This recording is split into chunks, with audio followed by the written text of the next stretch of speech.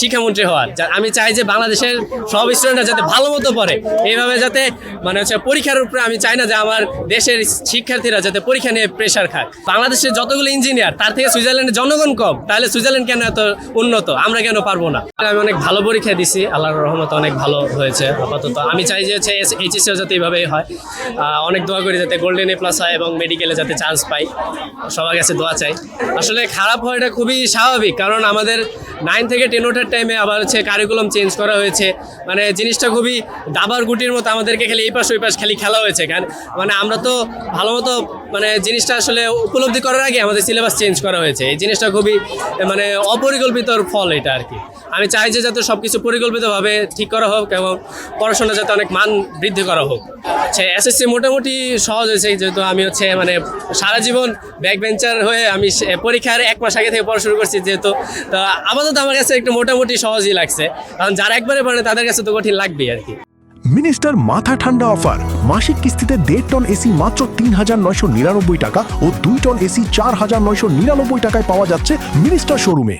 ভবিষ্যৎ প্ল্যান ইনশাল্লাহ দেখিয়েছে মানে ঢাকা মেডিকেল পড়া, নাহলে হচ্ছে ফিউচারে দেখি আর্মিতে নাম দিব, নাহলে আরেকটা হচ্ছে শিক্ষামন্ত্রী হওয়ার। আমি চাই যে বাংলাদেশের সব স্টুডেন্টরা যাতে ভালো মতো পড়ে, এইভাবে যাতে মানে হচ্ছে পরীক্ষার উপরে আমি চাই না যে আমার দেশের শিক্ষার্থীরা যাতে পরীক্ষা নিয়ে প্রেশার খাক।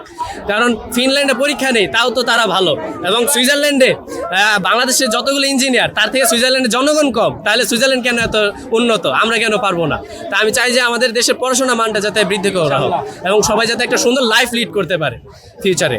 পড়াশোনা মান আসলে খুবই খারাপ আমার মনে হয় যে আমেরিকাতে কাছ থেকে 50 বছর আগে এরকম পড়াশোনার ব্যবস্থা ছিল, কারণ আমরা এখনো হাতে কলমে ইমেল শিখি, HTML ডিকোডিং এগুলো আমরা এখনো কলমে শিখি, যেটা হচ্ছে অন্য দেশে এখন হচ্ছে কম্পিউটারে নাহলে হচ্ছে মোবাইলে এখনো করানো হয়, আর আমরা হচ্ছে এখনো খাতা কলমে শিখি। জিনিসটা খুবই ব্যাকডেটেড আমরা এখন। আমি চাই যে সে যাতে অনেক বেশি মানে গুরুত্ব দেওয়া হোক এবং সে যাতে মানে অনেক কিছু যে করে, যে এই করবে সেই করবে, আসলে তার হচ্ছে মানে কথা বলার কি মানে অনেক ভেবেচিন্তে বলা উচিত তার, কারণ সে একজন শিক্ষামন্ত্রী, তার কথার সেরকমই দাম থাকা উচিত।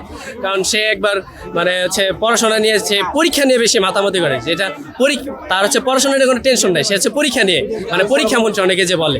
আমি চাই যে ভার্সিটি বেশি করে তৈরি করা হোক, পাবলিক ভার্সিটি, যাতে সবাই পড়তে পারি আমরা, এবং আচ্ছা মানে পড়াশোনার মানটা যাতে অনেক বৃদ্ধি করা হোক, এগুলোই যাতে করা হয় ফিউচারে। এখন ভুল ডিসিশন নিয়ে ফেলে এটা হচ্ছে মানে এটার জন্য আমি শিক্ষা ব্যবস্থাকে দায়ী করবো আসলে।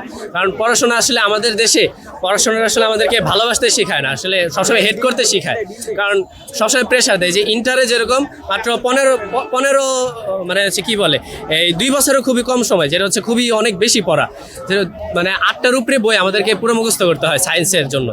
আর এসএসসিতে খুবই বেশি টাইম দিয়ে দিয়েছে। আমি চাই যে মানে সবাইকে সমান টাইম দেওয়া উচিত এবং পড়াশোনা যাতে প্রেশার কম করে দেওয়া হয়। প্রেশার যদি কম না করা হয়, যাতে সময়টা অ্যাটলিস্ট বাড়ানো হয়, কারণ এই টাইম হচ্ছে আমাদের হচ্ছে ফিউচার গঠনের টাইম। তো আমি চাই যে সবাই যাতে মানে একটা সুন্দর একটা লাইফ লিড করতে পারে এবং প্রেশার যাতে কম থাকে, কারণ এই টাইমটা হচ্ছে প্রেশার না, এটা খুবই খুবই খারাপ।